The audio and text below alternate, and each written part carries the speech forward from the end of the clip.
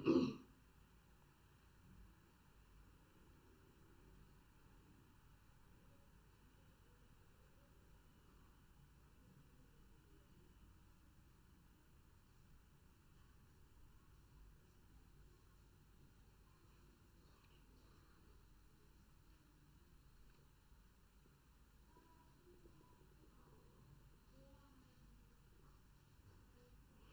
morning everyone.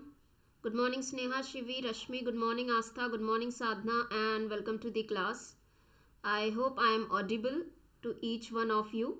So this is the PYQ Jan 2022 part 3. Without any delay, just reply me that if I am audible and you can clearly listen to me. Okay? Fine. Waiting for your replies and we'll start.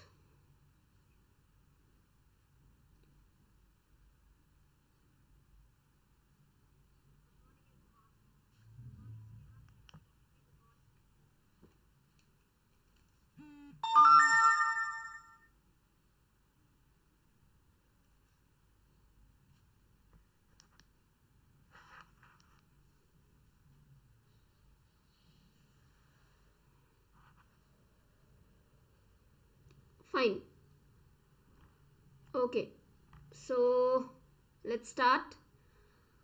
The questions for the day. The first question.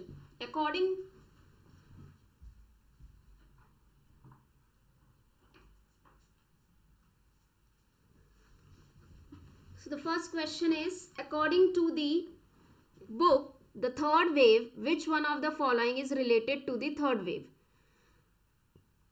The agricultural revolution that transformed the human history, the industrial revolution that transformed the society, the technological and the social change that transformed the organizations, societies and economics, and the environmental change that transformed the entire business world and market. So now this is the third wave book, or you can say the third wave is associated with the changes or revolution which have been brought into the industry. How we have been growing, right? From an agriculture, how technology have grown, how agriculture sector have grown, how industries have evolved. So the books, there is a series which talks about this transformation. So the question is asking you, what is third wave? So in this series of the book, what is third wave associated with? Means the third wave is explaining what, which revolution, right? So waiting for your answers. I hope many of you must be knowing the answer for this. Answer is the technological and the social change that transform the organizations, societies and economies. Now let's understand this little bit. So the third wave is a book written by Evelyn Toffler. Now this can be your upcoming expected question, that who is the author associated with this book. So Toffler book describes, what does it describes? Now this can also be a question, that what is this third wave associated with, or what is this series of the book associated, or what does this explains? So it describes the transition in developed countries from industrial age society, and which he calls the second wave, to information age third wave society. So he have said that there has been a transformation from in the countries from their industrial society was where there were number of industries, all about physical work, all about technicality, right, labors. This society age has been now transferred to IT, information age.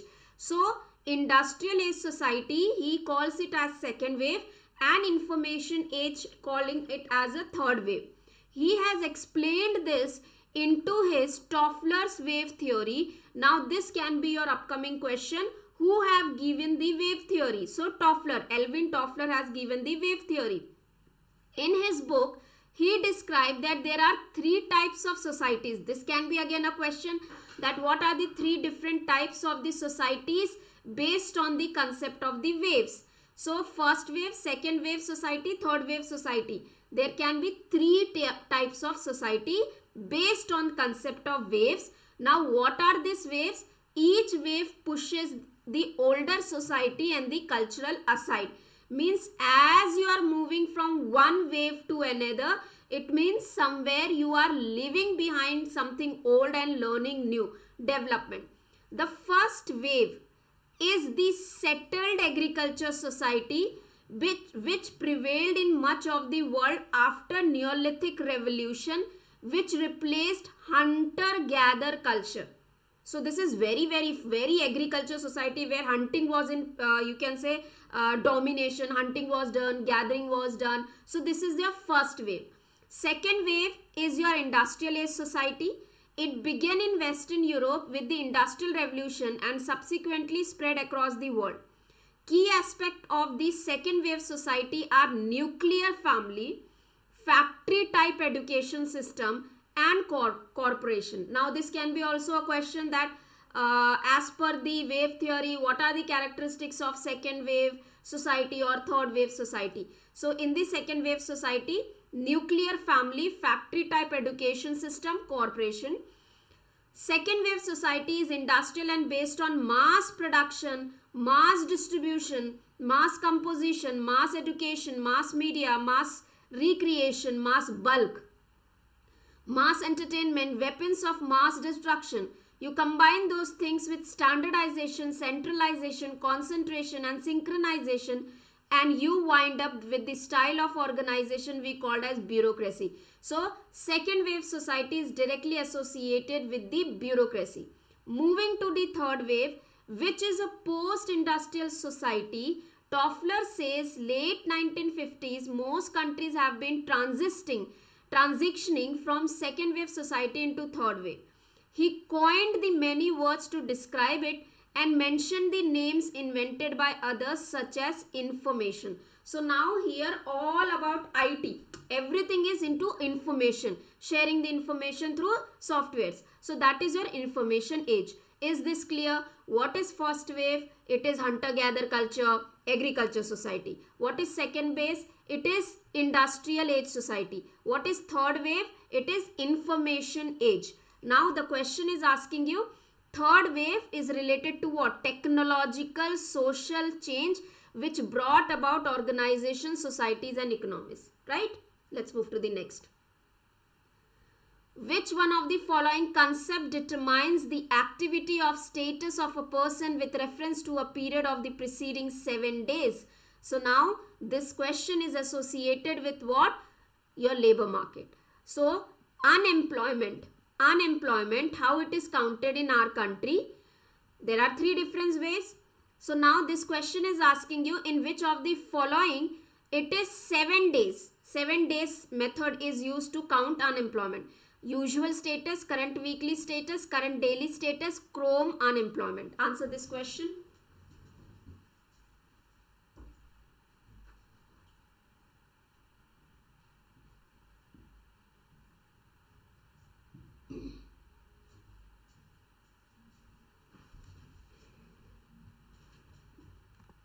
The current weekly status. Now, in India, unemployment is calculated in three ways by NSSO. Okay? They have given, or this is the, you can say a body which actually calculates what? Unemployment.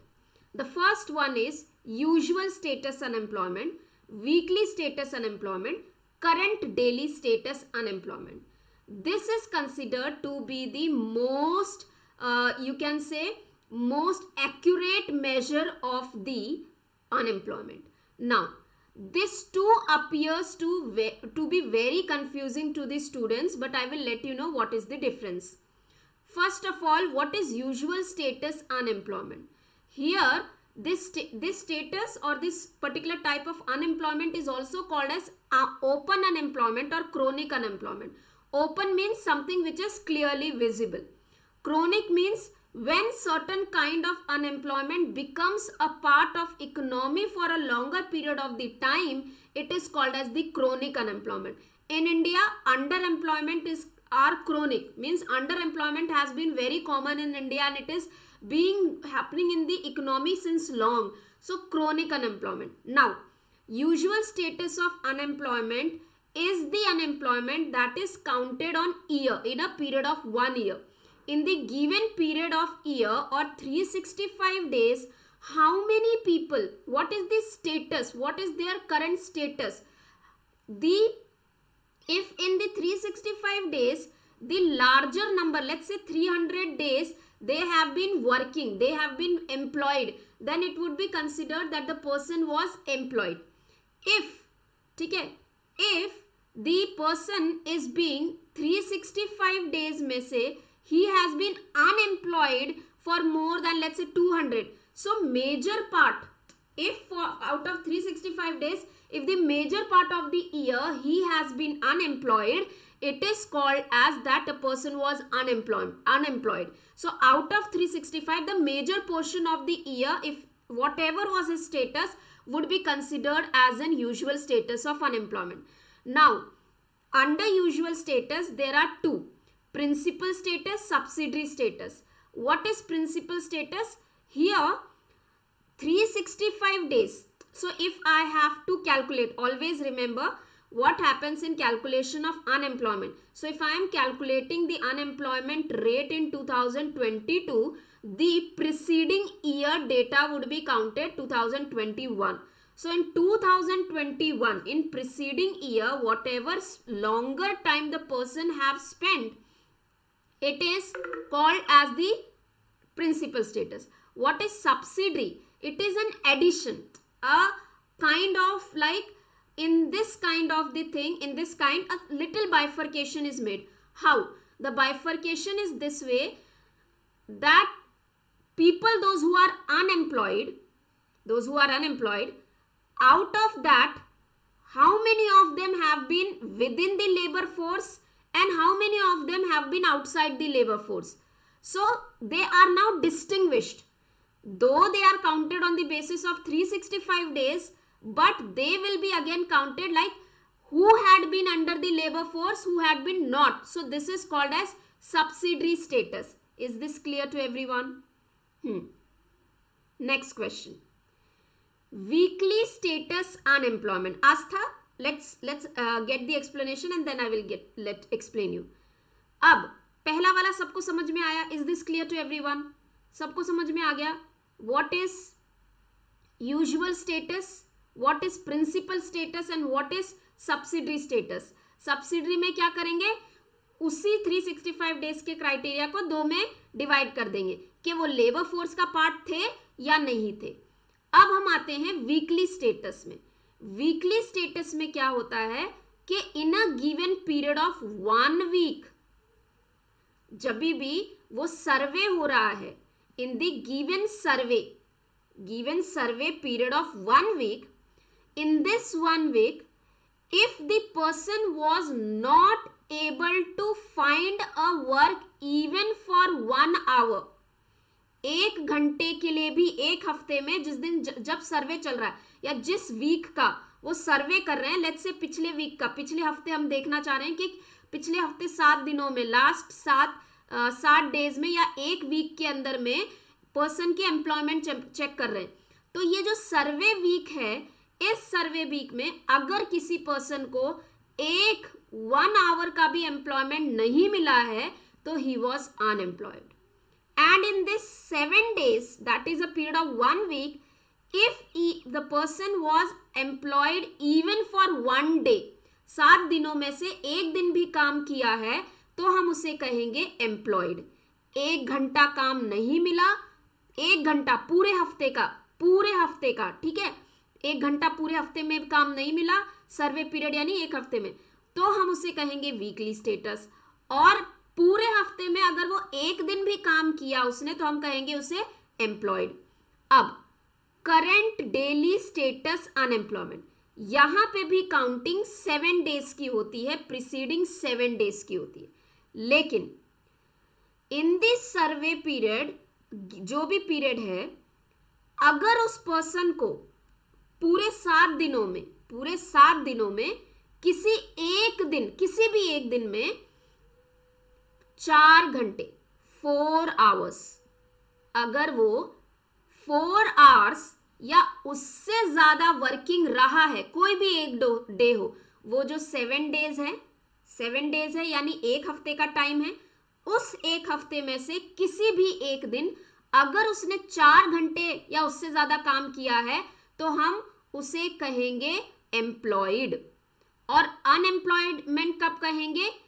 पूरे जो सर्वे week में एक भी दिन, किसी एक भी दिन अगर उसको काम नहीं मिला है, एक दिन, पूरा एक दिन, तो हम कहेंगे कि वो पूरा वीक अनएम्प्लॉयड था। Is this clear? समझ में आ गया? 4, if 4 or more during a day ही इज कंसिडर्ड एज एम्प्लॉयड। 4 घंटे भी अगर उसने दिन में काम कर लिया तो हम क्या कहेंगे कि वो एम्प्लॉयड था। लेकिन किसी एक दिन उसने 1 घंटा भी काम नहीं किया तो हम कहेंगे कि वो अनएम्प्लॉयड था। दोनों में डिफरेंस समझ में आया? यहां हम जब वीक की काउंट करते हैं ना यहां पे, तो हम बोलते हैं कि 1 घंटा अगर उसने काम कर लिया, 1 घंटा भी, यहां पे बोलते हैं 4 घंटे, यहां 1 घंटा भी काम कर लिया तो वो एम्प्लॉयड था, यहां 4 घंटे काम कर लिया तो एम्प्लॉयड था। यहां पे कहते हैं उन 7 दिनों में अगर वो एक दिन के लिए भी काम उसे नहीं मिलता है तो वो अनएम्प्लॉयड था, और यहां पे भी कहते हैं अगर उसे एक दिन भी काम नहीं मिलता है तो वो अनएम्प्लॉयड था। Is this clear? नाउ अब क्वेश्चन समझो। Which of the following concept estimate the activity of status of the person with reference to the period of the preceding 7 days? Current weekly status. हाँ, अब यहां पे एक question है कि weekly preceding activity status of each person each day of the preceding 7 days, estimate measure unemployment with the respect of 1 week। चलो, very good. Who was the one? Aastha, thank you for correction. इसका answer होना चाहिए आपका daily status. ठीक है, जब हम preceding 7 days की काउंटिंग करेंगे तो डेली स्टेटस में आएगा, और यहां पे जब इसको जब हम काउंट करेंगे तो वीक लिखा होना चाहिए आपके कीवर्ड्स। ठीक है, कीवर्ड्स क्या होंगे? ये वीक लिखा होना चाहिए और 7 डे लिखा होगा तो आप करंट डेली, यानी इसका आंसर होगा daily current, C.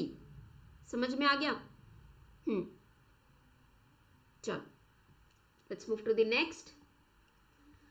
The finance for the social assistance is generally provided out of the general revenues of employer, political parties, government, all of the above. Very, very simple question.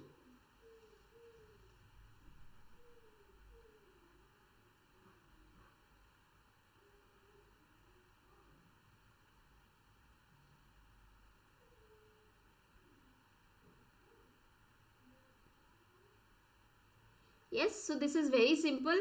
कहाँ से मिलता है? Social security कैसे होते हैं? Social security 2 type की होती है। सोशल सिक्योरिटी 2 टाइप्स के होते हैं, सोशल असिस्टेंस और सोशल इंश्योरेंस। इंश्योरेंस में क्या होता है? कंट्रीब्यूशन होता है। असिस्टेंस में कोई कंट्रीब्यूशन नहीं होता, एम्प्लॉयर का, गवर्नमेंट देती है। ठीक है, डी नहीं होगा, असिस्टेंस है ना, असिस्ट कर रहे हैं तो वो गवर्नमेंट का होता है, गवर्नमेंट देती है पूरा। सोशल इंश्योरेंस में सबका आ जाएगा, सब कंट्रीब्यूट कर सकते हैं इंश्योरेंस में। ठीक है, so the answer is option number C. In which year joint consultative machinery and compulsory arbitration government department was established? Now this question हमने 4 क्वेश्चन पेपर पढ़ चुके हैं, कर चुके हैं, और चारों में ही इस पर्टिकुलर टॉपिक से every year there has been a question, right? So upcoming exam also you can expect. ठीक है, so 1956, 1959, 1962, 65. The question is asking you government department में joint consultative machinery and compulsory arbitration, this collectively कब introduce किया गया था? Collectively, ठीक है।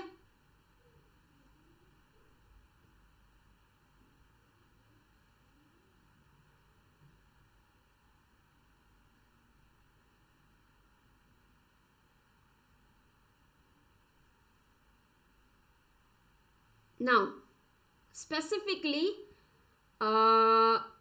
whatever we have studied, ठीक है, no, it's like joint consultative machinery. I have given you the content, right? आपको content दिया हुआ है. There is mistake here. Answer is not marked right. Answer is not marked right. JMC is your 1956. This is not marked correct here. Answer is 1962 है. Then 1966 में there was a joint consultative machinery JCM, और 66 was compulsory arbitration. Answer is not marked right here. Give me a second. Just a moment.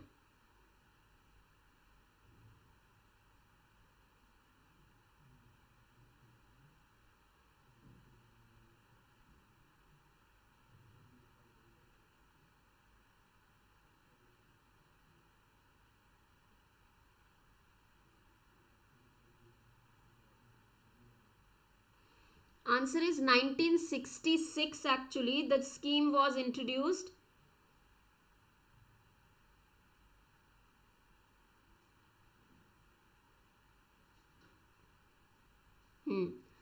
The answer is 1966 is your government sector में this was introduced. 1968 में was your compulsory arbitration. So basically this question options are not correct here.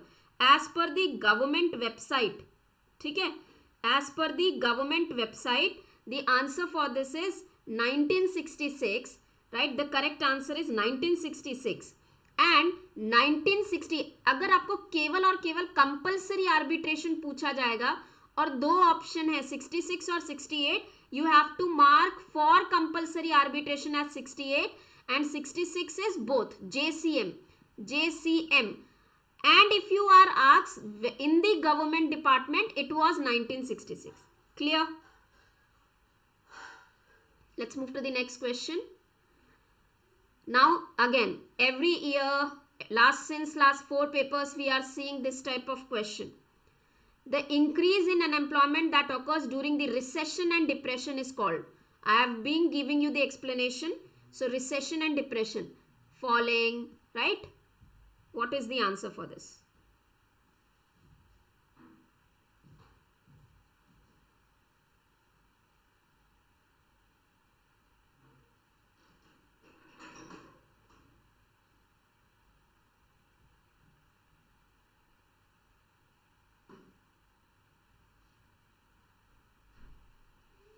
Recession and depression. Correct. Answer is cyclical. When you are considering the cycle, that's cyclical. Next. Under which section of Industrial Dispute Act 1947 retrenched workmen can given an opportunity of re-employment? Yes. Again, very simple.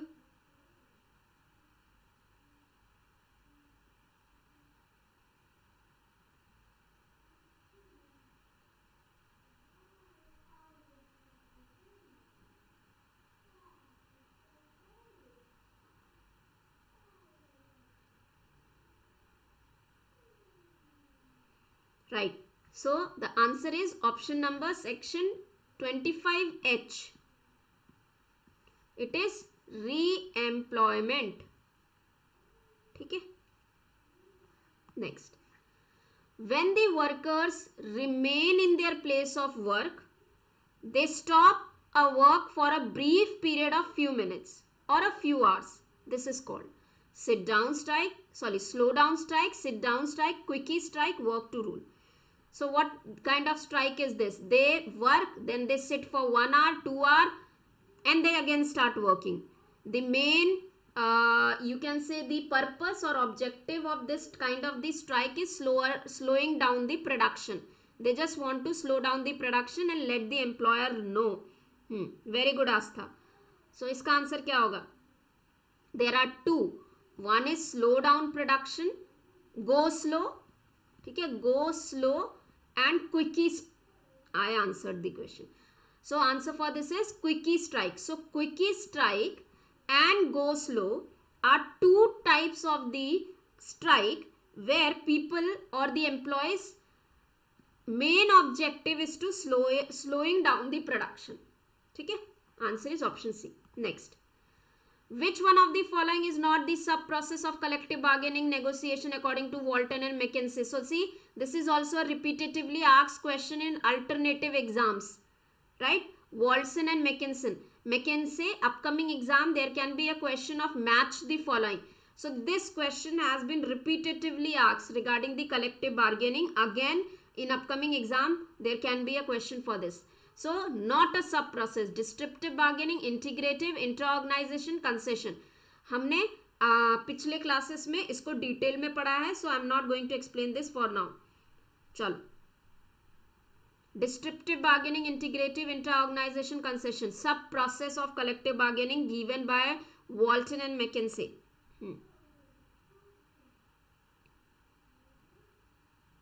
Correct. So the answer is option number D, concession bargaining. I hope the meaning to everyone it is clear, and if it is not, please go through previous classes. Next question.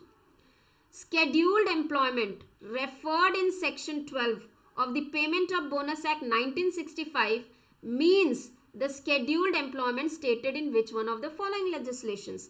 So, you know, payment of bonus is applicable to certain employment as per given under the section 12, the schedule. There is a term called a schedule.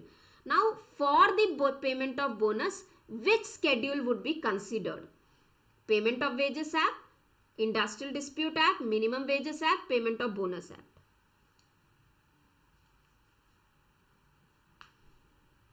Correct. So, there is a schedule under the Minimum Wages Act. So, this schedule only is considered for the bonus as well as the payment. So, both for the payment of the wages,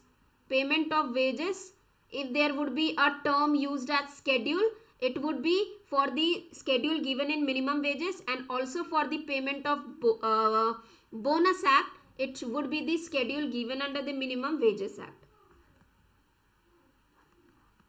Next, what is the limit for the payment of wages in case of a termination of employment of an employee as per the Payment of Wages Act 1936?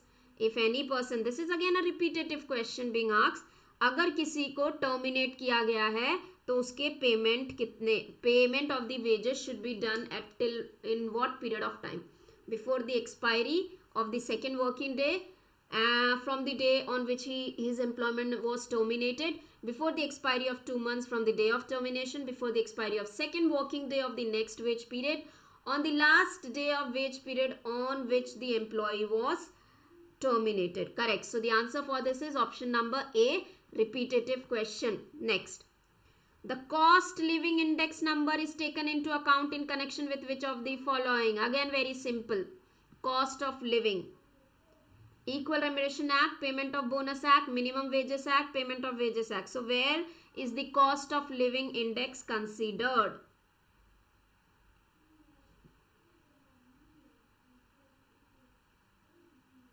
Yes, so the answer has to be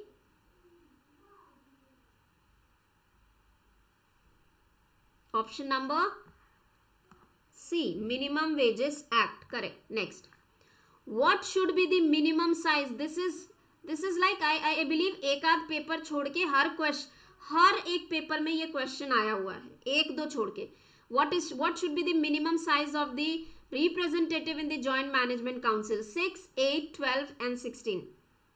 So you know, Joint Management Council is appointed by the employer where there has been 500 or more employees. This is a voluntary, you can say non-saturatory preventive measure for industrial dispute consisting of minimum 6 and maximum 12. So the answer for this is option number A. Next, in which year Federation of Indian Chambers of Commerce, FICCI, was formed? So you know, we have Employers Federation and we have Employees Federation or Employees Organization. So when ILO was created, International Labour Organization, before that there were few association of the employees or the trade union basically at the national level. So FCCI was the first, called as Federation of Indian Chambers of Commerce, and it was formed in, correct. So the answer for this is 1927. So you need to remember, this is also your PYQ. It was founded in 1927 by G.D. Birla and Purushottam Thakkar on the advice of Mahatma Gandhi. It is a non-governmental trade association advocacy group in India. Non-governmental. Till the establishment of AIOIE. So now this, what happened when ILO was created in 1919? It required the representation of trade unions from the different countries. Now, when India was supposed to represent, FICCI was representing it. But the ILO said that this is not the trade unions federation. This is the chambers of the commerce. So, in order to have a proper representation of the trade union, the IOIE, which was later on named as AIOE. Please anyone give me the full form of this. Who knows the full form? This was later on named as IOE. So, AIOE. No, sorry. AIOE. Okay. Now, this was actually then started representing the sending the delegations, employer delegation. ठीक है, ये trade union नहीं है, employers की representation है. So sorry, I was saying, हर जगह मैं ट्रेड यूनियन बोल रही थी. ट्रेड यूनियन नहीं है, ये एम्प्लॉयर्स के रिप्रेजेंटेशन को भेजते थे. ठीक है. अब उनके ऑब्जेक्टिव को फुलफिल करने के लिए AIOIE बना था. प्रेजेंटली FICCI में कितने मेंबर्स हैं? About 1500 corporates, 500 chambers of commerce and business houses. Is this clear to everyone? Next, in which industrial policy resolution following statement is given? This is highly repetitive question. In a socialist democracy, labor is a partner in the common task of development and should participate with it enthusiasm. Workers participation in management से related जो strong एक statement था, ये किस industrial relation policy में बोला गया था? Industrial Policy Resolution of 1947, Industrial Policy Resolution of 1948, Industrial Policy Resolution of 1951 or Industrial Policy Resolution of 1956. Correct. So it is 1956. इसके बाद ही इस resolution, Industrial Policy Resolution के बाद ही 43A आर्टिकल को हमारे इंडियन कॉन्स्टिट्यूशन में इनकलकेट किया गया था by the 42nd amendment as WPM. ठीक है. Next question. So this is what I have explained you everything. So this was based on socialist. Socialist pattern का मतलब होता है कि पार्टिसिपेशन. सोशलिस्ट इटसेल्फ कहता है कि कोऑपरेटिव सोसाइटी होनी चाहिए, पार्टिसिपेशन होना चाहिए.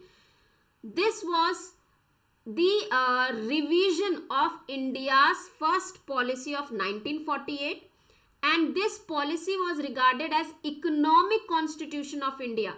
Why economic constitution of India? Because it emphasized on expanding the public sector to build up large growing cooperative sector and to encourage separation of ownership and management in private. Separate करो मतलब private ज्यादा नहीं चलाने, हमें public sector को भी include करना है. इसने basic framework, it provided a basic framework to the government policies which was used till 1991. 1956 policy have classified the industries into three categories: Schedule A, Schedule B, Schedule C. Schedule A consists of 17 industries which are responsibility of state. Schedule B consists of 12 industries, both private and public sectors responsibility. C, the two industries which are not covered in A and not covered in B, they are covered in third category and they are open for the private sector. However, the state has the power or they have the right to undertake them. Clear? Chalo, let's move to the next. Which approach suggests that there is no best way to handle any management problems and there is no best organization structure to suit all these situations? Very simple. Answer this.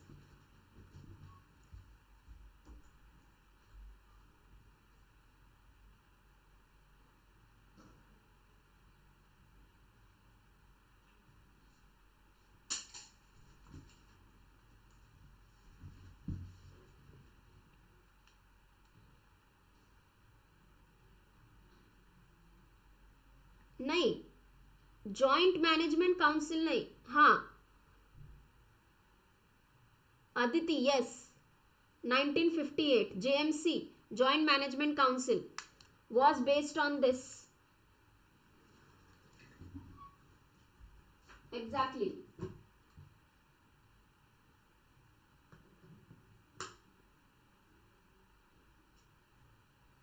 Right, so the answer for this is contingency. ठीक है,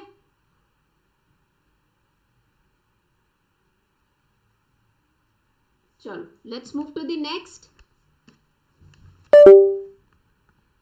Control involves evaluation of inputs and taking measure before a particular sequence of operations is completed is called. Before a particular operation is completed, feedback control, concurrent control, feed forward control, historical control. Yes, answer.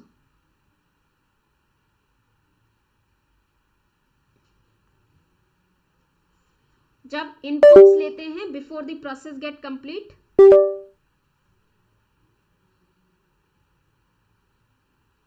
Correct. So the answer is feed forward control, right? Let's move to the next. Who suggested a comprehensive social system approach of management? Again a repetitive. Do I need to explain the different types of control?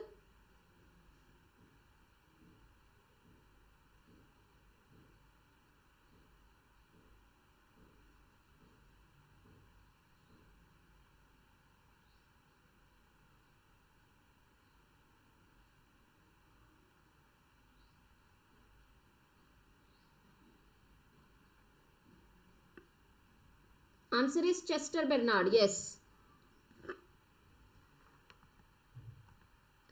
Taylor advocated functional foremanship to introduce. Why did functional foremanship was introduced by Taylor? Now these are very simple questions. I hope number of times it has been explained. So here Taylor have advocated functional foremanship to introduce what? Standardization, work study, specialization, motion study. very simple. हर एक जगह पे एक foreman होना चाहिए, एक specialist होना चाहिए. So this was introduced in order to have specialization. Next, the belief that conflict is natural and inevitable outcome in any group is associated with the which of following? This is your again a repeated question. Within which framework, right? Human relation view of conflict, traditional view of conflict, interactionist view of conflict, modernist view of conflict. So you know traditional view, what does it says? That it is useless, conflict is of no use, right? Natural or inevitable, what is? Yes, natural. Now one I have explained you, rest you answer, then I will give the explanation. कौन सा view ये कहता है कि ये natural है, आप इससे भाग नहीं सकते? ट्रेडिशनल तो व्यू कहता है कि नहीं अननेसेसरी है. Yes, so the answer for this is human relation. अब इंट्रैक्शनलिस्ट व्यू ऑफ कॉन्फ्लिक्ट क्या कहता है कि जब दो लोग इंट्रैक्शन करेंगे इनके बीच में कॉन्फ्लिक्ट होना जरूरी है, इट्स इंपॉर्टेंट. और ये कॉन्फ्लिक्ट जरूरी होता है प्रोडक्टिविटी इंक्रीज करने के लिए.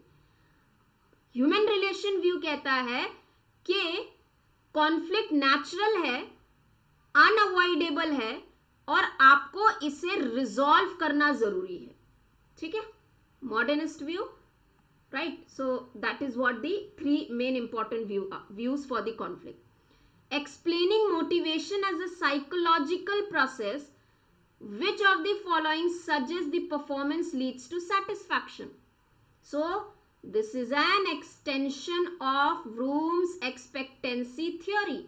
Who have said that this expectancy theory is correct? Shivi, conflict is must.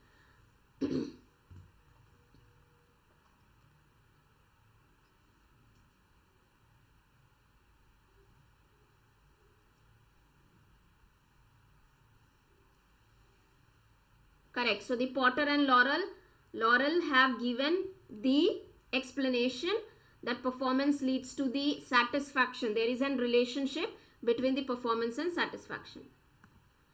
Leader-member relationship, degree of structure, leader position, power and dimensions of which of the following leadership theory?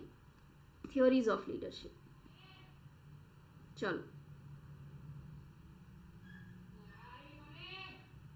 theories of leadership में group exchange theory, contingency theory, path गोल theory, tribe theory, ये किसके हैं पहले तो आप ये बताएंगे. 3 elements हैं. किसके एलिमेंट्स हैं?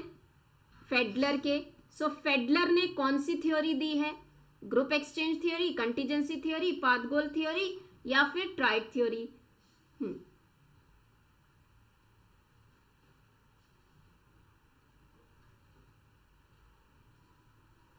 Right. So the answer for this is option number B, contingency theory. So Fedler have given your contingency theory and your situational theory is given by whom? So we have contingency theory and we have situational theories of leadership. So Fedler have given your contingency theory and situational is given by whom? कौन बताएगा? एक situational theory भी है. Who has given a situational theory of leadership? Those who are into the complete course, जो complete course में है, did I take the class of the theories of leadership? Yes, we have done, किया हुआ है. चलो, let's move to the next question. Answer. Consider the following statement related to Minimum Wages Act 1948 and identify the combination of false statements. False identify करना है. Blanchard has given situational. Very good Sadhna. चलो. In relation to scheduled employment, only state government is deemed to be appropriate government. A person who engages workers through one person like contractor is not deemed to be employer. Wages does not include value of house accommodation but include HRA. Scheduled employment means employed specified in the schedule under this act. Identify the false. Very simple. Right. So the answer is option number 1 and 2. ये state government नहीं है, appropriate government होता है. ठीक है, state and central government दोनों होते हैं. इवन अ कॉन्ट्रैक्टर, अगर वो कॉन्ट्रैक्टर है, एक भी है, तो हम उसे एम्प्लॉयर कहेंगे. तो पहले दो स्टेटमेंट्स फॉल्स हैं, बाकी दो स्टेटमेंट्स सही है. फाइन.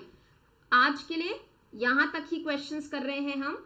नेक्स्ट क्लास में इसके आगे we will be moving ahead. So I will try to finish up the rest of the questions in tomorrow's session and we'll start with the another paper. Okay, I will record the class for strategic human resource management and I will upload on the app. Okay, fine. So thank you so much. I hope you understood the explanation which required the detailed one. I have given you the